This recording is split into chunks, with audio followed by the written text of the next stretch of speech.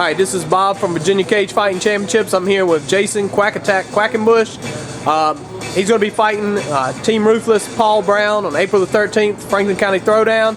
Now, Jason, I showed you the video of Paul Brown and the duck and you know, all his comments. He pretty much said you sucked. What do you got to say to about him, about that, and about his comments? He says I suck, that I don't have a style, but I've been putting in work a lot longer than this kid. From what I remember, he's always laying on the couch watching me put in work, always watching me go to the gym. All this time you just been sitting on the couch. Now you want to come and jump in the loop, call yourself a cage fighter, just because you hang out and associate with all these cage fighters don't make Paul Brown a cage fighter. I'm going to shut his mouth up. I'm going to put him where he belongs. Disrespecting the sport, disrespecting me. I put in a lot of hard work to get to where I'm at, not to where for him just to come and be a cage fighter overnight. So he's saying he's got the little rubber duck and I'm not ready and I'm small, but it's not about size. And I will show Paul. I'm gonna eat him up, light him up, I'm gonna put on a show, I'm gonna showcase my skills, and I'm gonna shut his mouth up in front of everybody.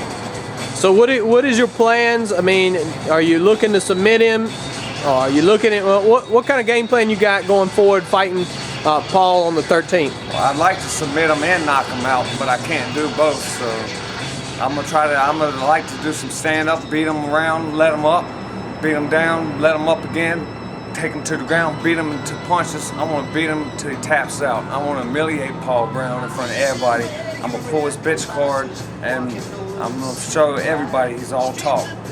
So when you think about it, so this kind of lit your fire, all of the talk, all of the rhetoric from Paul Brown and his camp. Does it give you extra, incentive and extra fire? Yeah, yes it does. It makes me train that much harder. When I think of Paul Brown, I do an extra 10 push-ups, an extra everything, an extra bite of food. I'm gorging, I'm stretching my belly, making everything that much harder. So when I think I can't go that much more, I run an extra mile, Paul Brown. And I hope you can run as long as I can, because I'm gonna knock your ass out. All right, and this will be your third fight, and it's really his first fight in the cage. I mean, do you have any thoughts about your preparation versus his? Well, I feel that he's going to be uncomfortable with the fight when he gets in there. He's unfamiliar with the atmosphere there. I don't think he's going to be able to handle it. I think he's not going to take the pressure. I'm going to just keep it on him, and I'm going to push him, and I'm going to beat him, and I want him to puke. I want to humiliate this guy in front of everybody. And I'm going to pull his card in front of everybody to show Paul Brown ain't nothing but a street punk. He wasn't a good street fighter. Don't nobody respect Paul out here in the streets, and I'm going to kick his ass and send him back home where he belongs. He's humiliating everybody that put in hard work, blood, sweat, and tears. And who's this guy? I don't even know this guy. He ain't put in no work. And overnight, he's a cage fighter. And I'm going to just pull his card and put him in his place. Run back home to your mama. So, you saw some of his antics. You talked about the duck that he had in his little promo. You also saw the snowman. What do you think about the snowman? I liked the snowman. It was kind of cool. It was funny at the time. It's all good, the jokes and everything. But times come and we're gonna have to knuckle up. There ain't but so much he can say.